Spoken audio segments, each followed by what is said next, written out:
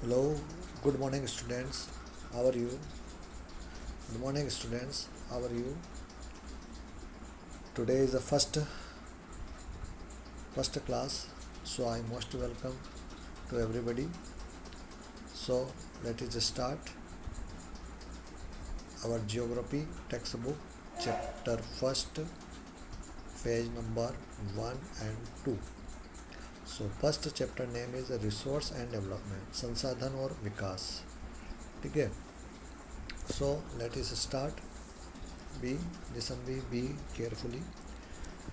Everything's available in environment which can be used to satisfy our need, provide it is technological accessible, economically feasible and culturally acceptable, can be termed as a resource. हर दिन जो environment में available हैं, जो हमें satisfied देते हैं और हमारी ज़रूरतों को पूरा करते हैं, भले ही वो टेक्नोलॉजी के हेल्प से हो, एसेसेबल हो, आर्थिक इकोनॉमिकली हो या फेसेसेबल हो या कल्चरल जैसे भी हो, एक्सेप्टेबल या स्वीकार किया जाता है, वो सारे संसाधन की कैटेगरीज में आते हैं. फिर फिज़िकल एनवायरनमेंट जो नेचर है वो ह्यूमन बींग्स किस प्रकार से यूज़ करता है, एक टेक्नोलॉजी है, दूसरा है इंस्टीट्यूशंस. तो interdepend relationship between the nature, technology and institutions, तीनों एक दूसरे पर इंटरडिपेंड हैं. रिसोर्स, सो यहाँ पर एक क्लासिफिकेशन ऑफ रिसोर्स दिया है, उससे समझने की कोशिश करेंगे. जो येलो टेबल दिया है, सो इसको 2 कैटेगरी में बांटेंगे, रिसोर्स को नेचर और ह्यूमन. तो पहले रिसोर्स में आएगा रिन्यूएबल और नॉन रिन्यूएबल.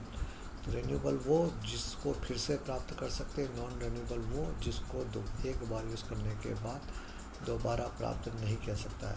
रिन्यूएबल्स के भी 2 पार्ट्स बनेंगे. Continuous or flow wine water, जो सतत हवा बह रही है या पानी बह रहा है वो. दूसरा है बायोलॉजिकल में भी नेचुरल वेजिटेशन या फॉरेस्ट और wild life. Non renewable resource में आएगा आपका रिसाइकलेबल मेटल्स और नॉन रिसाइकलेबल फिजल फ्यूल. ठीक है.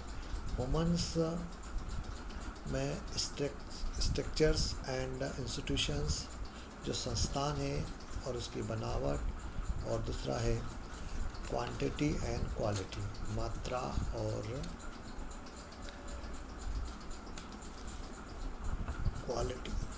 और गुणात्मक.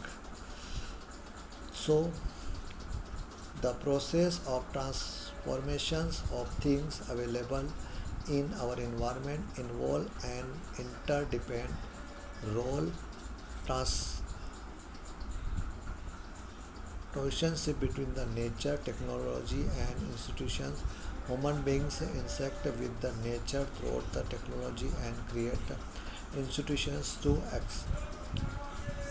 accelerate the economic development. आर्थिक विकास के लिए जो ट्रांसपोर्शंस थिंग है, जो अवेलेबिलिटीज़ हैं इन्वायरमेंट में, उसी को इन्वॉल्व करते हुए हम लोग उसकी मदद से प्राकृतिक संसाधनों का यूज़ करते हैं और धीरे धीरे उसको आर्थिक या इकोनॉमिक बैकग्राउंड में लेके आते हैं ताकि ज़्यादा से ज़्यादा लोगों का यूज़ कर सके और इस प्रकार से इकोनॉमिक डेवलपमेंट की शुरुआत की जा सकती है. Do you think the resources are free gift of nature as assumed by many?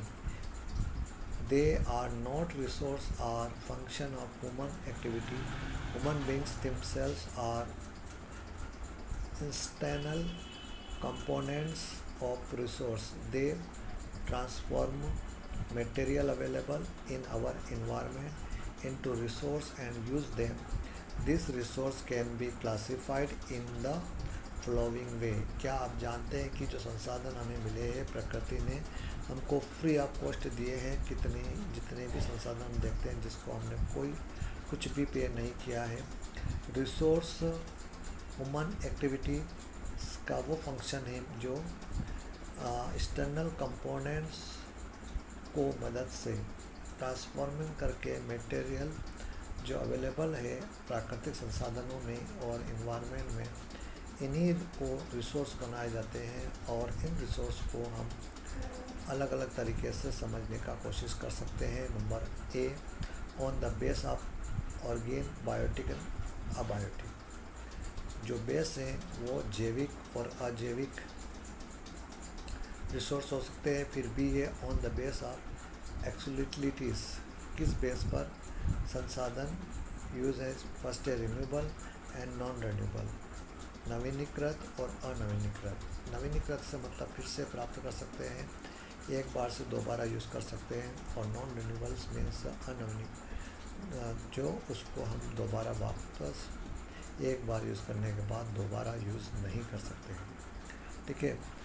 C, on the base of the ownership, individual, community, national and international. जो भी संसाधन है उसका ओनरशिप वो कौन लोग उसको डिफाइन कर रहा है, सिंगल इंडिविजुअल या कोई समाज या कोई राष्ट्र या फिर इंटरनेशनल। डी आएगा on the base of the status of development, political development, stock and resource.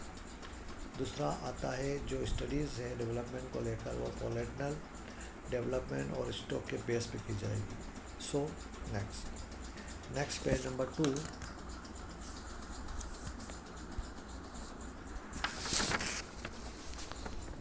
So right side page number 2,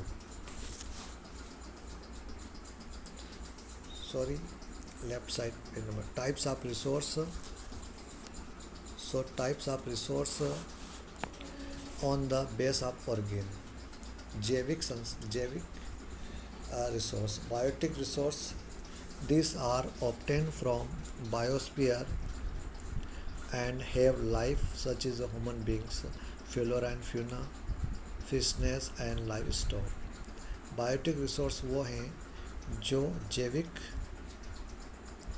संसाधनों से मिलकर बने हैं या उनके लाइफ से बने हैं, जो प्राकृतिक फ्लोरा फाउना है, जो प्राणी जगत है हमारे यहाँ, कभी ना कभी इस धरती पर वो रहे होंगे और उनके बॉडी के अवशेष से जो संसाधन आप यूज़ करते हैं वो है biotic resource. Abiotic resource, all those things which are composed of non-living things are called abiotic resource, for example rocks and metal. Abiotic resource की कैटेगरी में वो सारे संसाधन आएंगे जो अबायोटिक है या अजैविक है, फॉर एग्जांपल रॉक्स और मेटल। फिर आता है ऑन द बेस ऑफ एक्सुलिबिलिटीज़, किस किस बेस और किस किस कैटेगरीज में हम हमारे संसाधन को देखेंगे। सबसे पहला आता है रेन्यूएबल रिसोर्स, जिसको फिर से प्राप्त कर सकते हैं।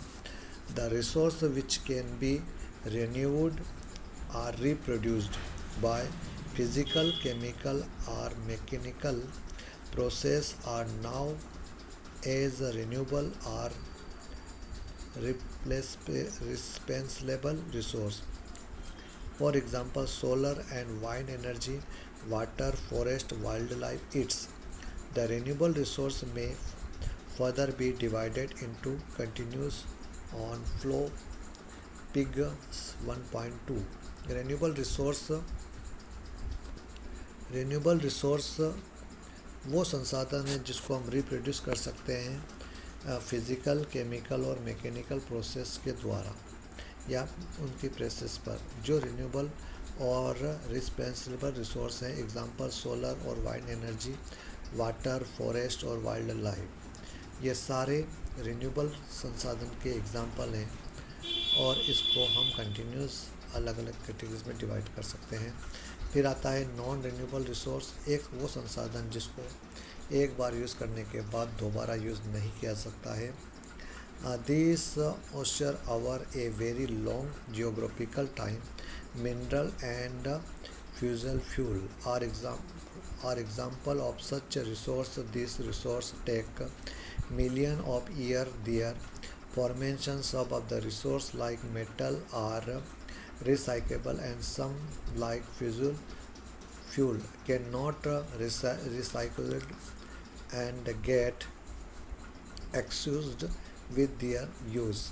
नॉन रिसोर्बल संसाधन की कैटेगरी में वो आएंगे जो सारे हमारे जैविक संसाधन हैं जो लंबे समय से ज्योग्राफिकल एक्टिविटी से मिलियन ईयर से पृथ्वी के गर्भ में पड़े रहे और उनके बचे अवशेष ने मिनरल्स का रूप ले लिया और जिसको हम यूज़ कर रहे हैं। तो वो संसाधन जितने उस समय के जितनी क्वांटिटी में थे उतने ही रहेंगे और एक निश्चित समय के बाद उनका जो पोटाज है वो कभी न कभी ख़त्म ज़रूर होगा, क्योंकि उसमें एक्स्ट्रा कुछ नहीं होगा। फिर आता है on the base of ownership. जो भी संसाधन हैं वो अलग अलग ओनरशिप में हैं। First is individual. जो भी संसाधन हम आसपास देखते हैं, सबसे पहले individual resource, this are also owned privately by individual. Many farmers on land which is allowed to them by government against the payment of revenue. In villages there are people with the land ownership, but there are many who are landless. Urban people own plot, houses and other property, plantation, pasture lands, ponds, water in well. It are the sum of the example of resource ownership by individual. Make a list of resource owned by household. Individual संसाधन में वो आएंगे जैसे कि जो पूरी तरह से प्राइवेट है या निजी हाथों में है। जैसे कि गाँवों में बहुत सारे फार्मर्स होते हैं जिनके पास एग्रीकल्चर लैंड होता है, भले ही वो गवर्नमेंट को रेवेन्यू पेमेंट्स देते हैं, परंतु वो प्लॉट वगैरह उसी वही यूज़ करते हैं। वहीं पर गांव में कुछ लोग ऐसे भी होते हैं जो लैंडलेस होते हैं, जिसके पास ज़मीन नहीं होती है। वहीं पर शहरी क्षेत्र में भी लोगों के पास प्लॉट होते हैं, मकान होते हैं और अन्य प्रॉपर्टीज़ होती है, प्लांटेशंस होता है। कहीं कहीं पर लैंड्स, पॉन्ड, वाटर और कुएँ भी ओनरशिप में आते हैं, इंडिविजुअली होते हैं। तो इस प्रकार से ये संसाधन उन इंडिविजुअली आएगा। फिर आता है कम्युनिटी ओन्ड रिसोर्स। कुछ संसाधन ऐसे होते हैं जो पब्लिकली होते हैं। There are resource which are accessible to all the member of the community, village commons, grazing ground, burial ground, village pond, public park, picnic spot. Community owned resource वो हैं जो संसाधन एक नहीं बल्कि किसी कम्युनिटी बेस पर यूज़ करते हैं, चाहे वो गार्जिंग ग्राउंड्स हो, बराइल ग्राउंड्स हो, विलेज पॉन्ड हो, पब्लिक पार्क हो, पिकनिक स्पॉट्स हो, प्ले ग्राउंड हो, अर्बन एरिया में इस प्रकार की चीज़ें अवॉइड होती हैं।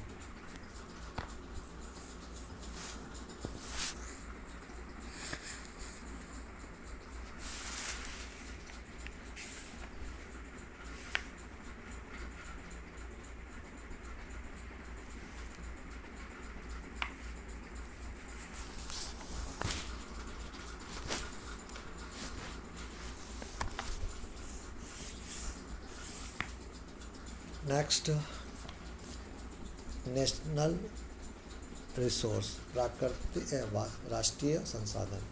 Technical all the resource belong the nation. The country has the legal power to acquire even private property for public goods. You might have seen road, canals, railway being constructed on the field owned by some individual. Urban development authorities get empowered by the government to acquire land all the minerals, water resource, forest, wildlife, land within the political boundaries and oceanic area up to 12 natural miles 19.2 km from the coast terminate as a theoretical water and resource 13 belongs the nation। कुछ जो प्राकृतिक संसाधन हैं वो national resource भी आएंगे। Technical resource को एक राष्ट्र के रूप में देखें तो कुछ लीगल पावर, प्राइवेट प्रॉपर्टी और पब्लिक गुड्स भी होते हैं। इसमें जो पब्लिक गुड्स हैं सरकारी है, जो रोड्स हैं, कैनल है, रेलवे हैं, अन्य कंस्ट्रक्शन एक्टिविटीज़ है, कुछ कंस्ट्रक्शन सब इंडिविजुअल हो सकती है, कुछ डेवलपमेंट जो शहरी क्षेत्र में वो भी हो सकता है। लेकिन फिर भी जो ऑल मिनरल्स है, वाटर रिसोर्स है, फॉरेस्ट है, जंगली जीवन है, पॉलिटिकल बाउंड्रीज़ या ओशन एरिया का जो एरियाज़ हैं, नेचुरल माइल्स 19.2 किलोमीटर जो समुद्र किनारे या आसपास का जो एरिया है वो सारे नेचुरल रिसोर्स की कैटेगरी में आएगा। ठीक है, कुछ है फिर इंटरनेशनल रिसोर्स, कुछ संसाधन अंतर्राष्ट्रीय तौर पे भी होते हैं। There are international institution which regulate some of resource. The oceanic resource behind 200 natural miles of the exclusive economic zone belong to open ocean and no individual country can strike there without concurrence of the international institute।